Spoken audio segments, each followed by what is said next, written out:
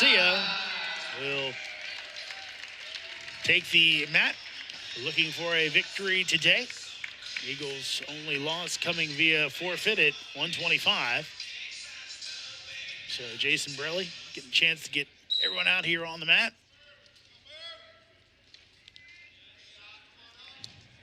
And quick moving here as Merriman finds some points. His coach calls him tough as nails. It says he has to kind of stay mentally in his matches. Now gets referees, crowd can kind of get to him, but right now Merriman not letting anything get to him. A lot of torque on that shoulder of Mancia. Yeah, he's being physical right off the bat, got right to that takedown and really ran that bar pretty hard. But he does seem to just blast through and run through these moves. No kind of a little reckless abandon almost.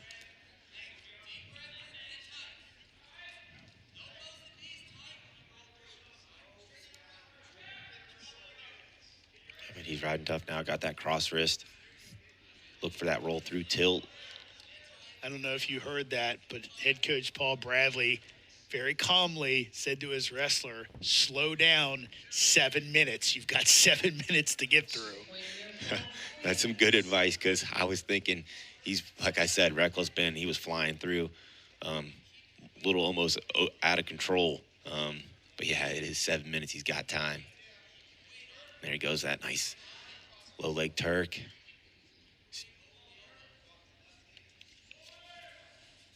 Mancia has seen some mat time lately with the Eagles dealing with some injuries.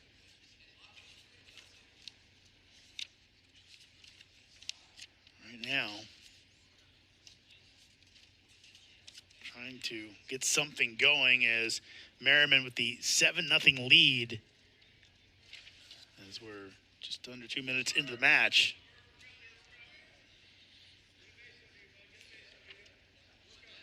Mancia's last action, a loss against UVA back in late January. 1 minute remains, 1 minute. Yeah, Merriman being real tough on top and riding really hard.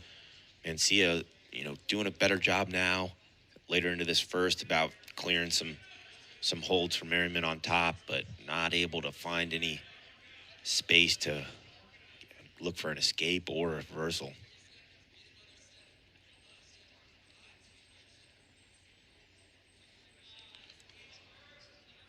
.30 seconds to go here in the first period.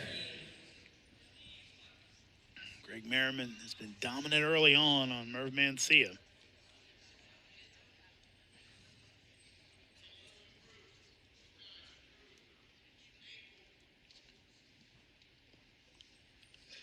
Our head official very talkative, maybe more so than most officials. Yeah, he is a little more, communicates a little bit more than I think we've seen lately.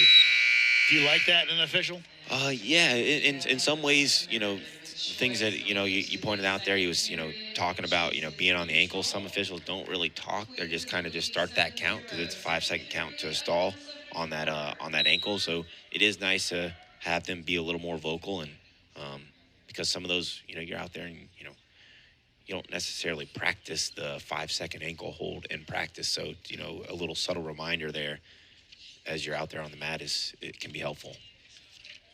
The one that, the other one that he made, I don't know if he's done it, but, a lot of officials say work center. It's like, well, I got to move another man here. So that's one that I don't necessarily care for when I was out there, but you hear that one a lot. Merriman, another 3 points, now a 10-0 lead. Looking for a turn.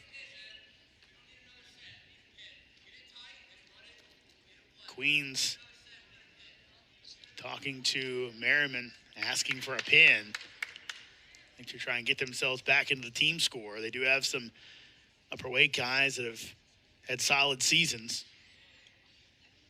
And that's the beauty of college wrestling, is that you don't need to win as many matches as the other team if you could put up more points, and those normally mean pins, tech falls, and those type of things. Yeah, those bonus victory points are huge. They make a huge difference. Yeah, like you said, you could, you theoretically could win 3 matches and lose 7 and still win the duel. Actually, no, you couldn't.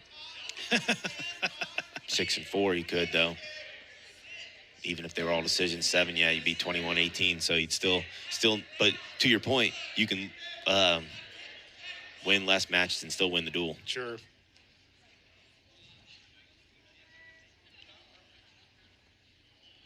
Right now, though.